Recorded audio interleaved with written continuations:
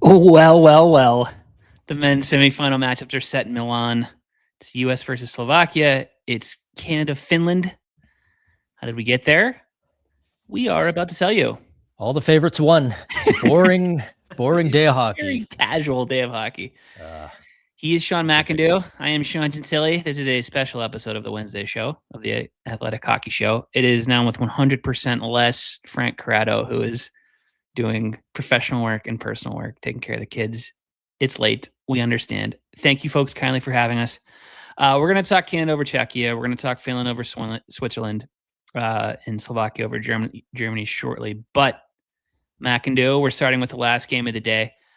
Somehow arguably the most exciting. US 2, Sweden 1. Quinn Hughes called game over. That's how I will remember that game. How about you? We probably will remember it that way because Quinn Hughes saves the day. Absolutely brilliant goal, by the way. That is the sort of shot that the average NHLer couldn't make one time out of 100, and Quinn Hughes does it with everything on the line. And it was everything on the line because, oh boy, if Team USA loses that game 2-1 in overtime with all the firepower they left at home and all of that, that would have been disaster. I mean, that's the story of the day, kind of start to bottom, is of narrowly avoided disasters. And I'm not sure there would have been a bigger one than Team USA going home after trying desperately to nurse a 1-0 lead. The one task that Bill Guerin designed this team to do, to win a game 1-0. And if they had fallen apart and lost, it would have been A, disaster, and B, I would be a lot more fun on this show right now. But alas, they live to fight another day. Dude, here's what I don't want to hear that one described as. I don't want to hear it called a team win or a group effort. I don't want it spoken about in those terms. If the players want to do it, that's fine. That's on them. They have to say that sort of stuff. When we talk about this, when American hockey fans talk about this, it should be about the individual effort of one player in overtime. That's it. That's what it was about. It was Quinn Hughes saying, I'm going to play 4 minutes or whatever it was of 3-on-3 hockey, wave off a change during a face-off, and do something supernatural. That's what it's about. It's about star power and individual effort, and that factor triumphing over goofy roster making and whatever else. JT Miller, by the way, lost a board battle that led to Zibanejad's goal. I don't know if anybody knows that. That's what I'm going to take out of this, is that is a supreme effort by a supreme player and a guy who somehow, I don't think his presence, and I'm talking about Quinn Hughes, was discussed enough coming into this tournament. That was the variable. That is the thing that changed from Four Nations, is that the United States now have a guy in the mix for 28 minutes a night or whatever it is, who in a lot of games for long stretches of the NHL season for the last however many years has been the best defenseman on the planet. And I think that's what we saw play out. It's arguably the single best player on the team. And I mean, I don't think it's arguable. It might not be. I mean, now as someone who's been stuck watching this team and thinking about them for the last however long. We love the narrative because of our jobs, but also just as hockey fans, best player on the team goes, all right, guys, enough of this. We're hanging on the brink. It's about to be disaster. We're about to go down in history. I'm not letting it happen. I'll do this one solo. Thanks. I'm going to go into the menu. I'm going to access the options. I'm going to turn line changes off for me. And I'm going to score a laser beam. And I'll tell you, if that puck is a fraction of an inch off to the side and it hits the post and comes out the other way, and now we're talking about a tired Quinn Hughes trying to chase down somebody on Team Sweden. But you know what? We're not talking about it because the puck wasn't a fraction of an inch over. The puck was exactly where it needed to be. And that's what happens when big players get in big moments and do exactly what they need to do. It's what makes our job pointless in a lot of ways. At least many things. At least it's one of dozens and dozens of things that makes our jobs frivolous and pointless, is that every day we write or talk about a game that comes down to fractions of inches, more than any other game. And you can go if Mika Zibanejad is an inch and a half off, what are we saying? Masterclass by the United States. The roster did exactly what it was designed to do. It got a lead. It turned to Hellebuck. It grinded out for, a period and a half or whatever it was. Mission accomplished. Bill Guerin vindicated. Nobody has any questions about Sullivan or anything that's gone into the mix, but that's not what happened. And everybody, including me, was ready to lose their marbles over the way things played out down the stretch. Quinn Hughes, superstar, number 1A, if not number one defenseman on the planet, erases all of it, and he did it by 3/4 of an inch. It's crazy. And again, the other theme of the day is going to be in a single elimination tournament. They do ask how, and we'll get into the how and who played well and what does it mean. But at the end of the day, win in advance. And if that means sudden death, then you work a little overtime, you get it done. And that was it's the just the margin between the conversations we could be having right now. Like you say, are unbelievable. If it's not, if it's not for Hughes, if it's not for Zibanejad, if it's not for Lucas Raymond making that pass, which I will tell you, I spent the last probably 10 minutes of clock time watching Team Sweden going, shoot the puck, guys. You're not going to pass it into the net past Connor Hellebuck, having a great game. At some point, it's not going to be tic-tac-toe. You might have to be an ugly one. And sure enough, because I'm an idiot, it ends up being the beautiful cross-ice pass that sets it up. And, again, you talk about the margin. That's a pass we would be talking about for years and years to come. Except now it goes in the bin with, Zach Parise tying the golden. I knew you were going to do it. I knew you were going to bring it up. Connor Hellebuck too. Like he was great. He was really, really good in that game. If they lose, that turns into a legacy game for him too, because he's the goalie. He allows, probably unfairly, but absolutely unfairly, but we're having the discussion because of the way things have gone for him over the last calendar year, going back to the Four Nations tournament. He'd have to answer some tough questions too. So Quinn Hughes, all-time bailout of a half dozen different people. They can all thank him. And one more person who may or may not be thanking him is Cole Caulfield, who avoids being the number one trending topic on Twitter for the next 48 hours, because everybody was thinking it, right? Here's the NHL's 3-on-3 goals leader sitting at home. And sitting at home with the dog, feels like he should be somewhere, can't quite put his finger on it. It's a replay. It's a replay of the Phil Kessel situation. Yep. Oh, brother. What are your other takeaways from that? I'll start. Dylan Larkin is built for international hockey. He's a great player for the Detroit Red Wings, but there's something about him, and we've seen it in world. He's like an exhibition hockey monster. We've seen it from him in All-Star games. We've seen it from him, at Worlds. He was great at Four Nations. Dude, if there's a speed skating competition, he's going to get gold in that. Heck of a game. Kind of been waiting a little bit for him to do his thing. But I feel like I've given, and this goes and we'll talk about this as it relates to Canada too, I think, in some regard. Because Sean, you kind of brought it up with Larkin. I don't know if it's because the preliminary round games were so boring and generally non-competitive. and it was such a small sample size. I feel like I just didn't like. We're starting fresh now. I'm like, yeah, like Dylan Larkin was whatever for a few games, but he's bringing it in elimination time. So clean slate. I think you could say that about some guys in the Canada game as well.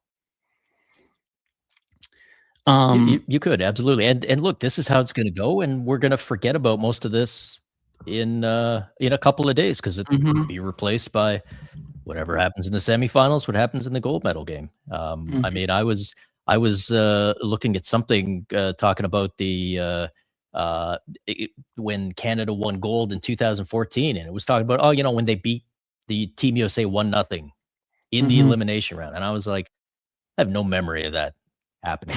I'm sure at the time it was the biggest thing. It probably, my head probably exploded, and now I'm sitting there going, yeah, no memory of that. It's like this tournament is so compact, so intense that it's almost ridiculous how how you can be the biggest bum on the team. Get out there, one shift can change the entire narrative about you, change everything. Yeah, it really does. It feels like we've just gotten the swing of the scheduling at this point too, and Sweden's gone, right? Like it's wild how quickly things can change. A word about Sweden too.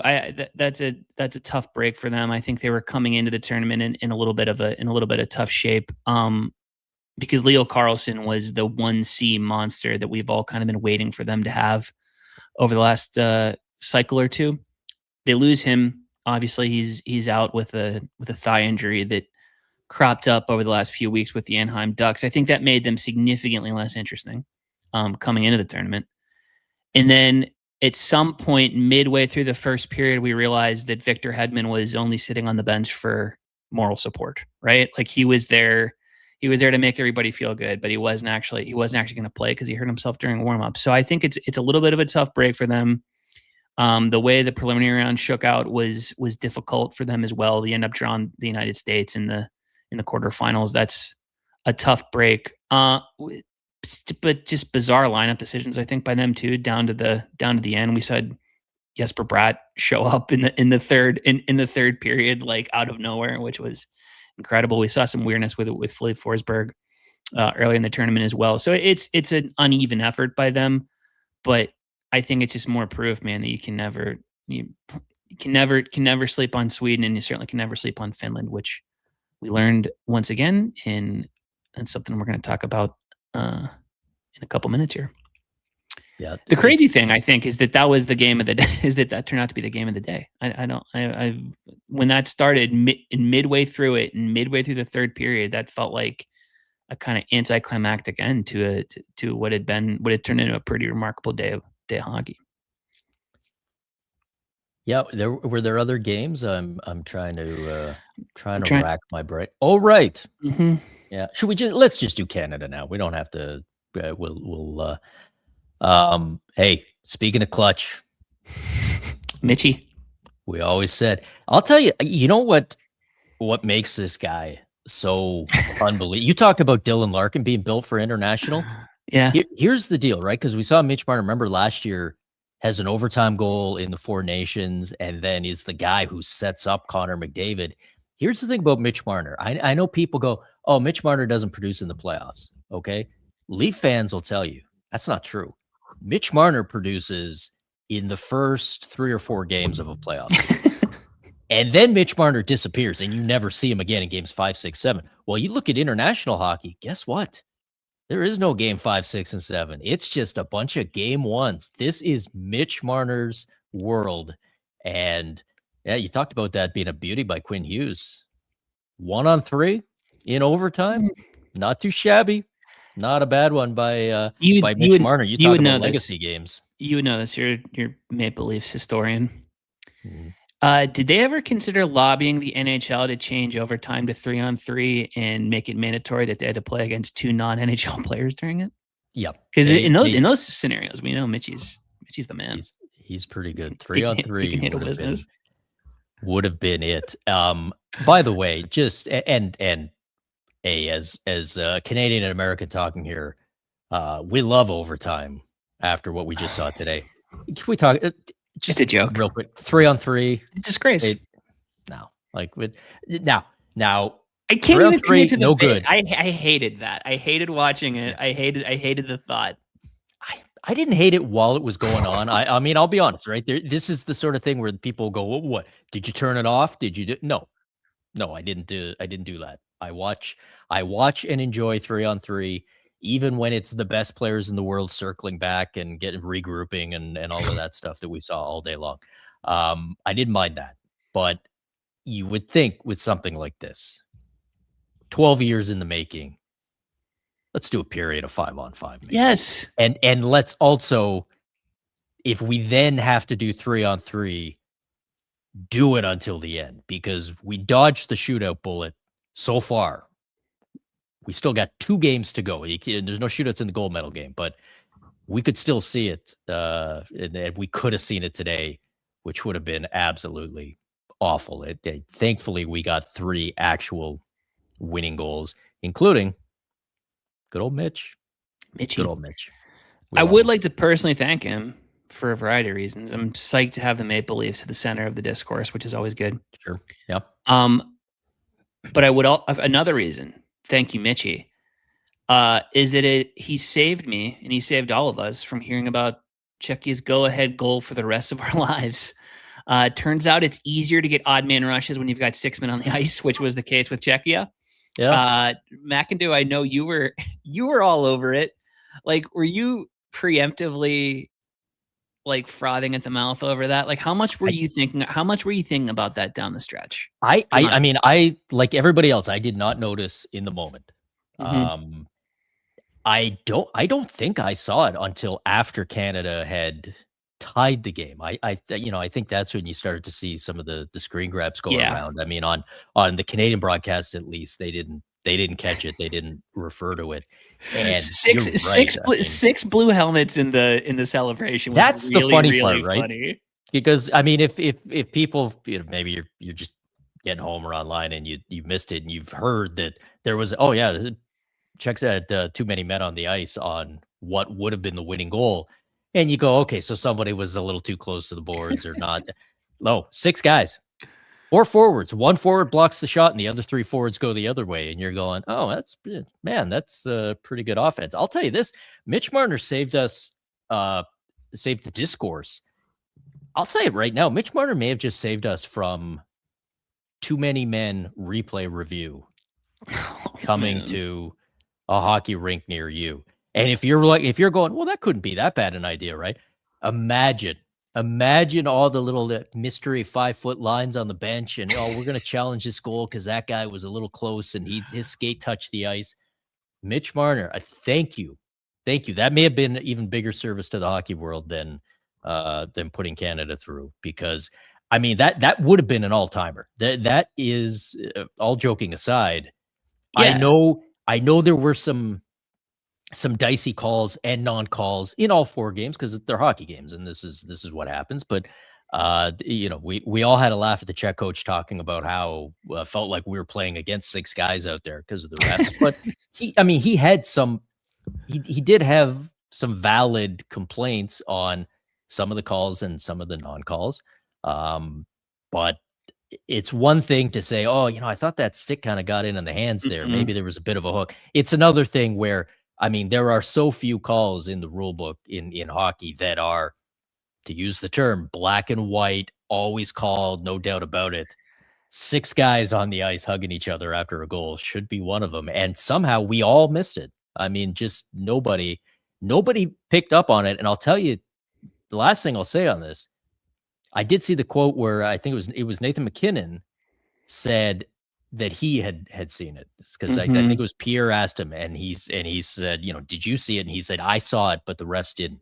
No, you didn't see it. There's no way Nathan MacKinnon is sitting on the bench going 1, 2, 3, 4, 5. 6. Oh, okay. Well, they didn't call it. I mean, I guess I'll just sit here nicely. Nathan MacKinnon would still be on the ice. That's just that famous. Now. That's just that famous Nathan MacKinnon sense of humor showing itself. He's a really funny guy, and he likes making jokes. I mean, it's a game to him. I mean, what are we gonna do? You win some, you lose some. Not that big.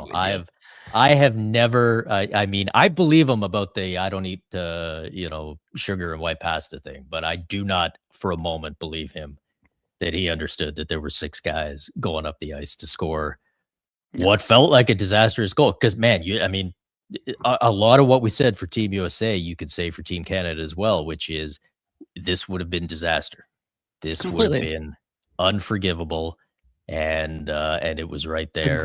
great national shame. Would you have already started working on a post that you could refer to in situations like that? And it could be like how to know if your team had 6 players on the ice during a crucial goal.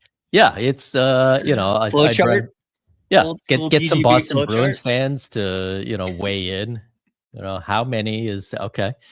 If you hold up one hand and you start counting, and if you run out of fingers, then yeah, you're maybe onto something. Hey, since we're giving guys the hero treatment today, especially in some cases, guys who hadn't done a whole lot so far. Nick Suzuki. Oh, wow. And I'll tell you that tying goal by Canada that Nick Suzuki ultimately ends up getting. A couple things that I will remember about that goal. First of all, is the Czechs had a scoring chance. They're going down. It wasn't quite a 3-on-2, but it was like a 3-on-2.5 guy getting back. At the very least, a scoring chance on, a chance to put a decent puck on Jordan Binnington, who had been up and down throughout that game. And they just dumped it behind the net. Almost a dump and chase from the sideboards faceoff circle. Just played it super safe. Just dump it behind the neck, and they never touched the puck again on that shift because Nick Suzuki gets it and he goes in and eventually looks like he's just going to dump it in on a change, but realizes he's the only guy. So kind of does the thing where it's like, I'm just going to go in here by myself, and I'm sure 4 guys will hammer me into the boards, but hopefully somebody will be here to grab the puck by the end. Emerges with the puck, ends up going back to the point, gets the beautiful deflection. Nick Suzuki, what were the odds at the beginning of this day that it was going to be this Leafs fan was going to be sitting here talking about, the Habs captain and Mitch Marner, my 2 favorite boys. Your 2 favorite players. I knew you guys were going to come through. That was a heck of a, that was the Nick Suzuki shift. And I feel like certainly if Canada wins this tournament in 5 years, you will say the words Nick Suzuki shift and people will know exactly what you're talking about. We got to talk about why Nick Suzuki was in the game in the first place, unfortunately, for Canadian fans, I suppose, and also certainly Pittsburgh Penguins fans. If Sidney Crosby isn't out of the game, Nick Suzuki's stapled to the bench. Honestly, that's the reality of the situation. Yeah. The reason he was in there, Sidney Crosby, lower body injury, he went down awkwardly after a hit by Radko Gudas. I guess is the easiest way to say it. Essentially, immediately leaves the game, doesn't come back. Not a ton of answers from Cooper post game. We'll see what happens. I think you could probably classify it as like vague optimism, but what's he going to say? It certainly didn't look great. Yeah. How much is the Crosby situation on your mind right now as a Canadian fan? Like, did the way that game ended with almost choking it away and then bringing it back kind of blunt the impact of it? Because I feel like tomorrow morning, when when we're out of the aftermath and we're out of the afterglow of the way that game ended, I think the fact is we might be looking at life without Sidney Crosby in a way that we haven't in a very, very long time. I kind of assumed that we are because, John Cooper said that he didn't know anything, but Sidney Crosby's going for an MRI, and that's rarely good news. Sometimes you never know. And certainly, Sidney Crosby in what presumably is his last Olympics. I mean, he will crawl with his teeth if he can to get out there. But the fact that he left and that was it, we did not see him again in a tie game. I think at the time going into the third period of an elimination game, that tells you that whatever happened, it was not good, and that has an enormous impact because I mean, not just as far as you take Sidney Crosby out of the lineup. And this is possibly a top 5 player all time. So that on its own is huge. The other thing about it, though, is we saw in this game Canada having trouble getting the offense going. Mm-hmm. And so what do? They go to that supercharged first line, right? The McDavid, McKinnon, Macklin, Celebrini line. And how can you do that? How can you put all of your eggs in one basket? Well, because they're not all your eggs, because you still had that Crosby, Marner, Stone line that is the only line for Canada that has stayed intact the whole tournament. That has been it's their third line nominally if you look at it, but it's not the third line. It is another first line. So even if you load up the McDavid line, you still had that second line to fall back on as a line that's arguably as good as any other team in this whole tournament can put out as their best. And now we assume that's gone. And I mean, there's lots of center depth on this Canadian team. Half the wingers on this team can play center, and I'm sure they'll be able to slide something in there. But it is potentially devastating. Who's your guy, Sean McIndoe's guy, if the Celebrini, McDavid, McKinnon line is a permanent thing? Like if they roll that for the duration of the game against Finland, who's your two? And if they don't have Crosby, who is your 2 seed in that scenario? I'm honestly not sure, and I'm not sure that you can run it from the start now. We've seen them start a few games with Tom Wilson there, and that maybe doesn't work quite yet. But I mean, you look at the other pieces, and this is where missing Braden Point is enormous too, because he's probably next up as far as being on the offensive side. It's tough now.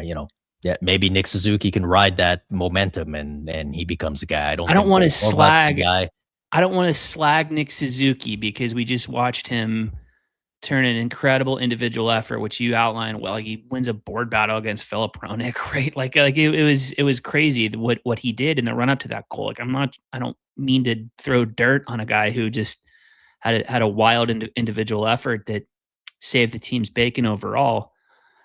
But the idea of them spending a protracted amount of time with him as the 2 seed after what we were looking at a month ago, say, for that roster it's a wild thought. It's a wild thought, and it's a downgrade. Those are just the facts. Apologies to him and any Habs super fans that are listening to this, but you're talking about going from Nathan McKinnon 2C, Sidney Crosby 3C to Nick Suzuki, playing big minutes. That's a change, and that's something that they're staring in the face. The other option, I guess, is John Cooper can grit his teeth very, very hard and throw up the Florida Panthers signal.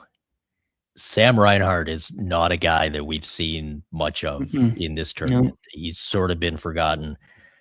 Not bad for a guy who's a 50-goal scorer who's also been a Selke runner-up. That would be there's not a lot of teams ever assembled that could have a guy like that sort of be forgotten. Maybe he's the guy that plugs in there. Put him out there with Stone and Marner, have them play sort of that 200-foot game. That could work, but he's no Sidney Crosby, and that's no knock on anybody at all, because even at 38, there is nobody in this sport who is Sidney Crosby. I think Cooper tries to dress up Braden Point in a Seth Jarvis costume or something and sneak him in. Is that possible? Sneak him in. I mean, what's the worst that could happen? What do you think of Jordan Binnington? That's another narrative coming out of this game, because he was ready to wear it. I think he looked pretty bad for the first, certainly on let's say 2 of the 3 first goals, or 2 of the 3 goals. Are we getting Cooper vindication here with that?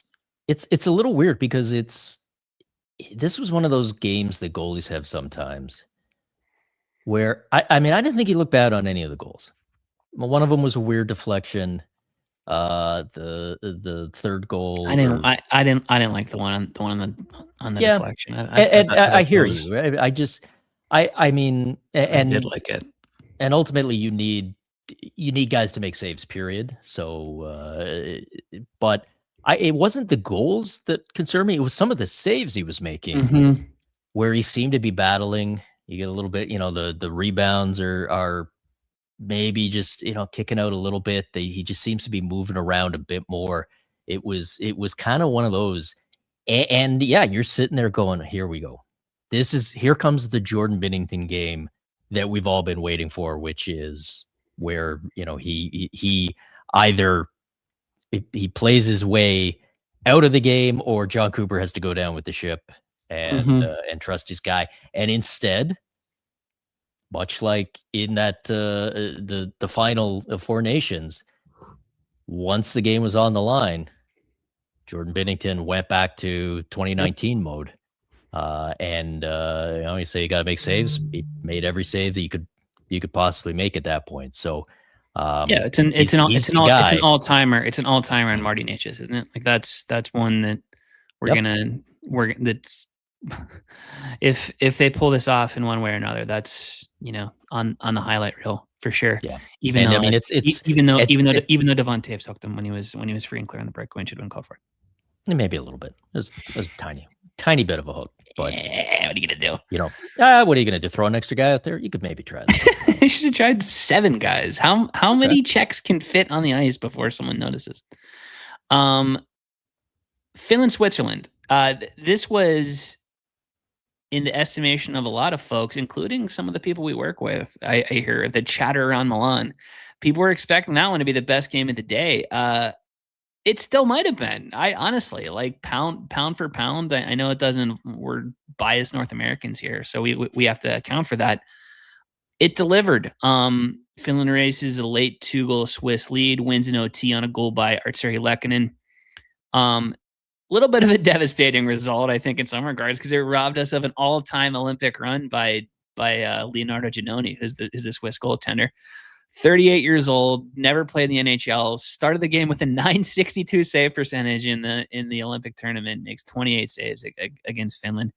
Really seems like he's cooking down the stretch until Sebastian Aho makes it 2-1 with a little bit more than 6 minutes left. And then from there, it was all Finland, wasn't it? But that was like a nice little palate cleanser between Canada and the United States for me. I kind of forgotten about it, and then you'd phase back in midway through the second period, and you're like, all right, this is what it's about. Yeah, especially as the Canada game's going, because there was the overlap. You're certainly up here, we're all focused on that game, but then you see this, these scores drifting across your screen. Switzerland's up 1-0. Now it's 2-0. Now it's still 2-0. And we're getting late into the third period, and you're thinking, oh, this is actually going to happen. A tournament that has so far been marked by, you could say, not a single, really significant upset anywhere in this tournament, playing out as expected as far as the final results. Today didn't play out the way we expected as far as how we got there. But here it is. And here is, Switzerland has been right around it in international hockey for a while now, including the last couple of world championships, and always seems to be the same thing. Let's just go out there, get the goaltending, get a nice 2-0 win, take it home. This felt like this was exactly the game that they would want to play. And full credit to the Finns. They pull it off down 2 with 6 minutes left. They pulled the goalie so early too. Did you notice that Saros was out with there were almost 3 minutes in the game, and it was all Finland from there out, honestly. Yep. We should mention Artturi Lehkonen. Honestly, he gets the game winner there.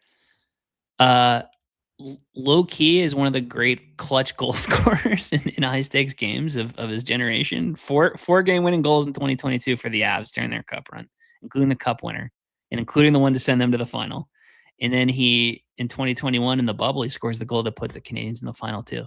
And now he's put Finland in a semifinal where, again, they are playing Canada. So, and remember his name, because at some point, a couple years down the line, you're going to be having a beer at a sports bar, and someone's going to say, name the 3 guys who scored the overtime goals on that one day. On that one day. First game of the day was Slovakia versus Germany. This was the dud. We weren't going to get 4 incredible games, so it goes. Slovakia jumps out to a 3-0 lead and then ends up winning 6-2.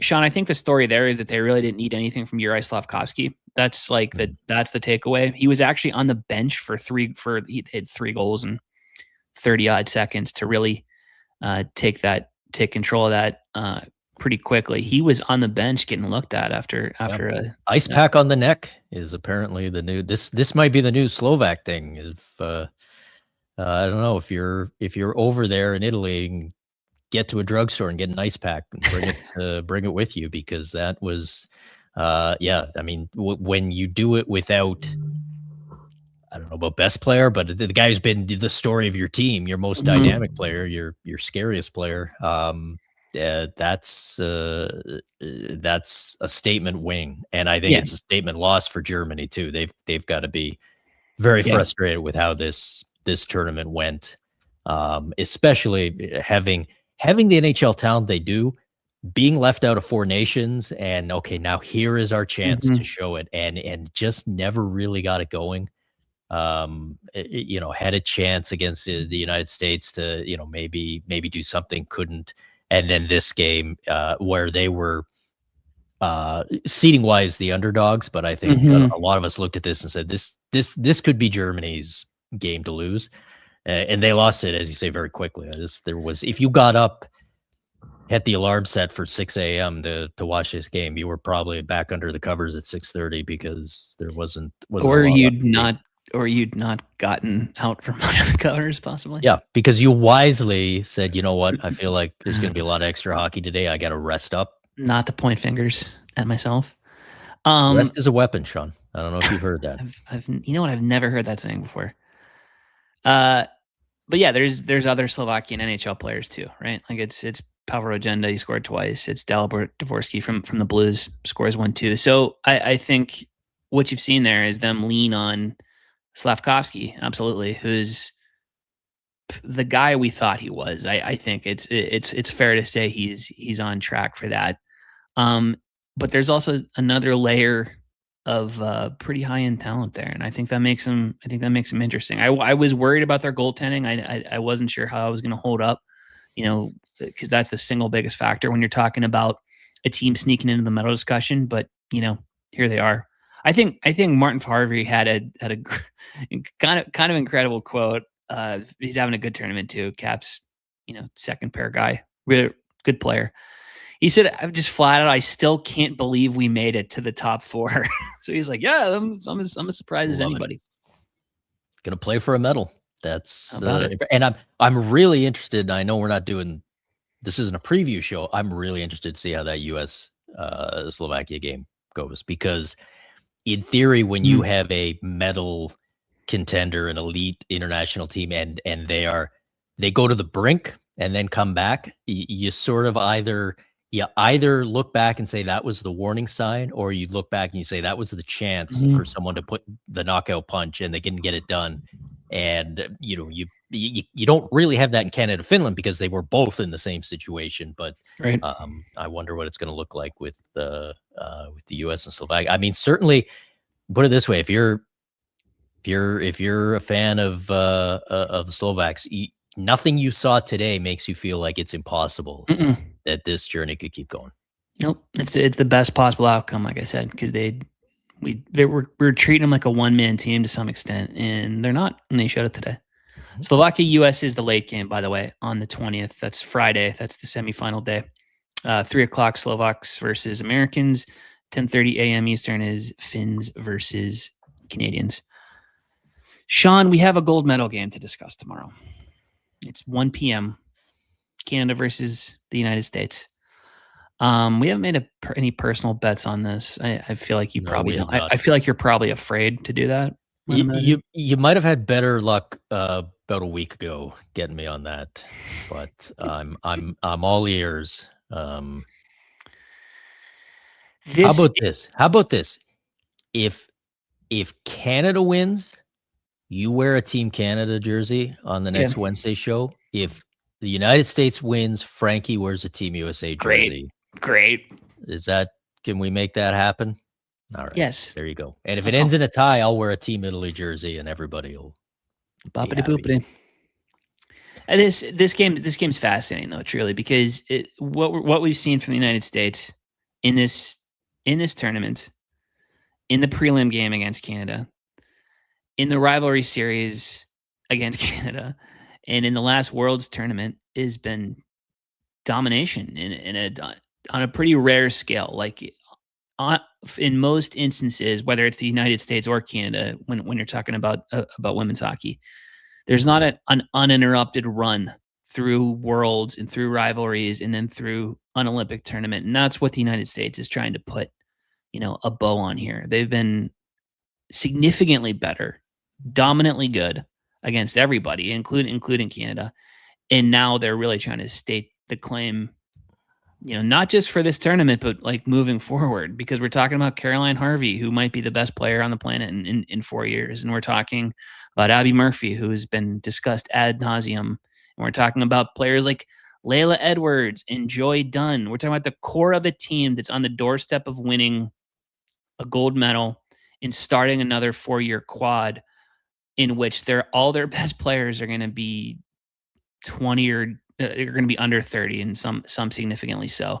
The flip side of it with Canada is, Marie-Philippe Poulin's 35, Brianne Jenner's in the same age range. Like this is a Canadian team that's, their best players are also their oldest. So the teams are currently, as it relates to tomorrow, situated in kind of different directions. In I don't want to say ships passing in the night, because that's not necessarily how it works in the sport and with those two teams, because anything can happen in this rivalry. We know that, but it feels like it's Marie-Philippe Poulin's, another chance for her to do something remarkable and kind of unseen versus an American team that looks increasingly like a juggernaut. So we'll see, man. The stakes are high. I'm really interested in this one. Yeah, we have seen these two teams going back over 25 years now on the international stage kind of go back and forth. We've seen, it's almost like watching two dancers and one takes the lead for a little while and the other does.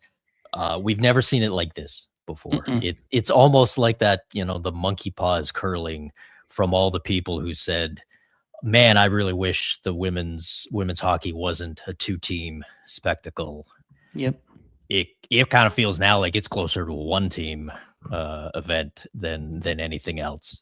Now, that being said, there have been a couple times in this history where one side or the other seem to be getting the edge, and then suddenly the script gets flipped. And if you're Canadian, you're hanging your hat on, hey, we didn't have Marie-Philippe Poulin when we played the U.S. and it's the gold medal game, and none of the rest of it matters. The fact that Team USA is I mean, forget about unbeatable. Nobody can even score on them.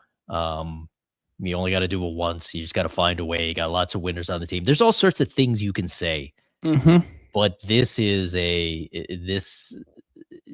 has been a monster performance. And you're right. We're going back a calendar year here that this Team USA has looked unbeatable. And now the question is, do you finish it and you get your flowers as maybe the most dominant international team of the era, or can Team Canada ruin the party at the very last moment and then none of it's really going to feel like it mattered?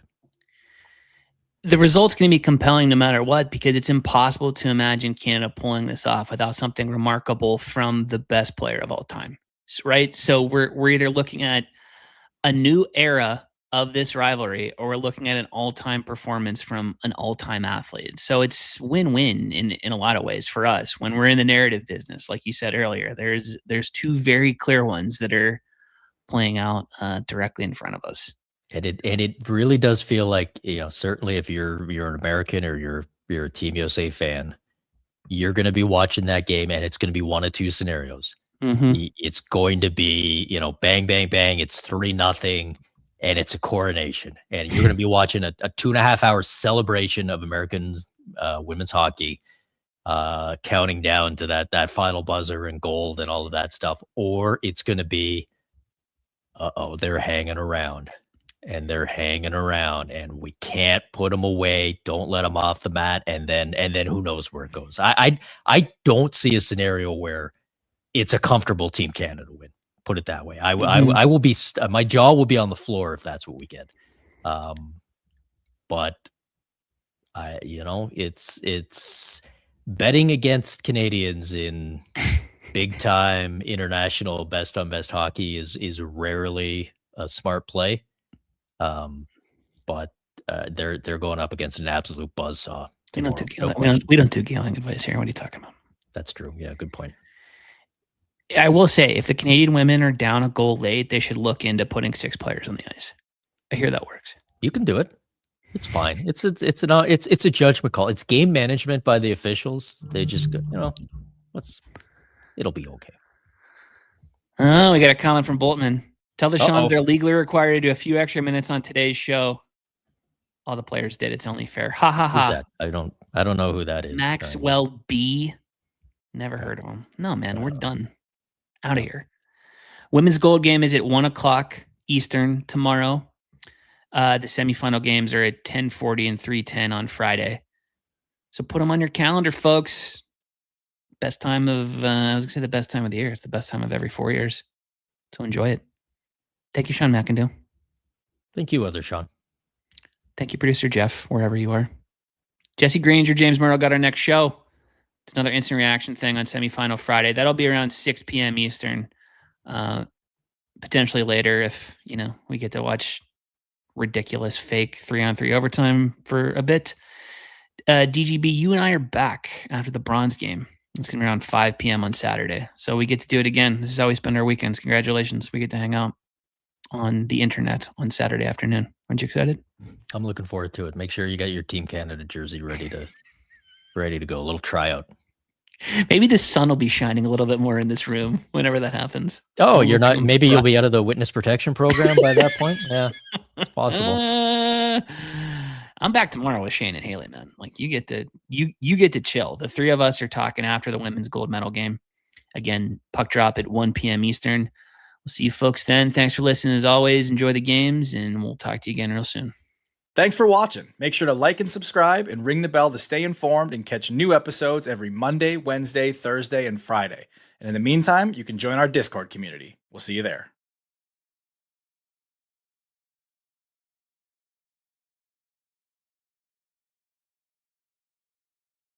Thanks for watching. Make sure to like and subscribe and ring the bell to stay informed and catch new episodes every Monday, Wednesday, Thursday, and Friday. And in the meantime, you can join our Discord community. We'll see you there.